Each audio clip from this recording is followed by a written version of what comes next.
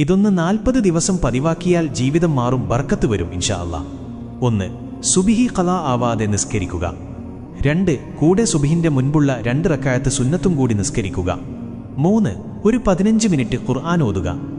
4. ഒരു 10 സ്വലാത്ത്, 10 തഹ്ലീൽ, 10 ഇസ്തിഗ്ഫാറും. എന്നിട്ട് വല്ല ആഗ്രഹമുണ്ടെങ്കിൽ റബ്ബിനോട് ദുആ ചെയ്യുക.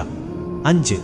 ശേഷം നിയ്യത്ത് വയ്ക്കുക, ഇന്ന് ഞാൻ തെറ്റൊന്നും ചെയ്യില്ല, റബ്ബേ എന്നെ തെറ്റിലേക്ക് അടുപ്പിക്കല്ലേ എന്ന്. 6. അന്ന് രാവിലെ ഒരു 5 രൂപ ആർക്കെങ്കിലും സദഖ നൽകുക. 7. ബാക്കി 4 വഖത്തും ഖളാ ആക്കാതെ നിസ്കരിക്കുക, എത്ര ജോലി തിരക്കാണെങ്കിലും. 8. ഹറാമായ കൂട്ടുകെട്ട് ഉപേക്ഷിക്കുക, ചാറ്റിംഗ് പോലെയുള്ളത് ഉപേക്ഷിക്കുക. ഓർക്കുക, അതൊക്കെ വെറും താൽക്കാലികം മാത്രമാണ് ട്ടോ. 9. പുഞ്ചിരിക്കുക, നിന്റെ ശത്രുവിനെ കാണുമ്പോഴും. 10. കുടുംബക്കാരെ സന്ദർശനം നടത്തുക, വിവരങ്ങൾ അന്വേഷിക്കുക. 11. എന്നും ഹബീബിന്റെ പേരിൽ ഒരു 100 സ്വലാത്ത് ചൊല്ലുക, നബിയെ കാണാനിടയാക്കുമിത്. 12. ബാങ്ക് കേൾക്കുമ്പോൾ സംസാരം ഉപേക്ഷിക്കുക. 13.